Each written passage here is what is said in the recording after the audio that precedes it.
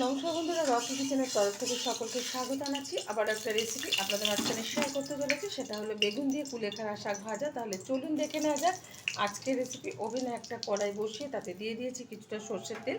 তেলটা গরম হয়ে যাওয়ার পর দিয়ে দিলাম 1/2 চামচ মতো হলুদ গুঁড়ো, আর এদিকে অর্ধেক বেগুন ভালো করে টুকরো করে দিয়ে পরিষ্কার করে নিয়েছি, সেটা দিয়ে দিচ্ছি কড়াইয়ের মধ্যে। এবার ভালোভাবে একটু নেড়ে চেড়ে ভেজে নেব। দিয়ে দিচ্ছি পরিমাণ মতো লবণ।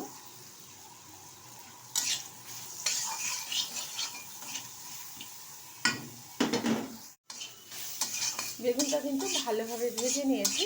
এখন দিয়ে দেবো এর মধ্যে 1 আঁটি কুলেখাড়া শাক, আমি কেটে ধুয়ে পরিষ্কার করে নিয়েছি।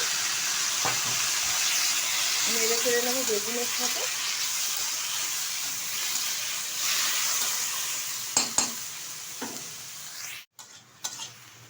এখন এর মধ্যে দিয়ে দেবো কিছুটা কুড়িয়ে রাখা নারকেল আর কিছুটা কাঁচা লঙ্কা। আমার এই রেসিপি যদি আপনাদের ভালো লেগে থাকে, আপনারা অবশ্যই আমার চ্যানেলটিকে সাবস্ক্রাইব করবেন, লাইক করবেন, শেয়ার করবেন। আর এরকমভাবে একবার কুলেখাড়া শাক ভেজে খেয়ে দেখবেন।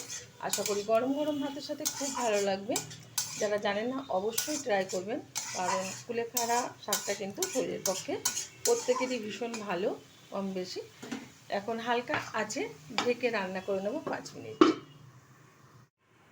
ঢাকনাটা তুলে দিচ্ছি।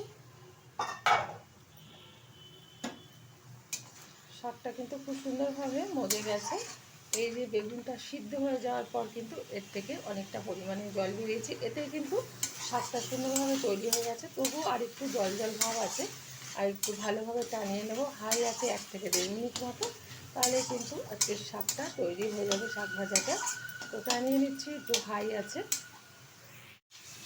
শাকটা কিন্তু সুন্দরভাবে এই যে টেনে শুকনো, মানে যে ঝোল ঝোল ভাবটা ছিল সেটা কিন্তু মানে হাই আছে রান্না করার পর শুকিয়ে গেছে। এখন আমি নামিয়ে ঢেলে দেবো একটা পাত্রে। দেখা হবে পরের ভিডিওতে নতুন কোনো রেসিপি নিয়ে। ধন্যবাদ।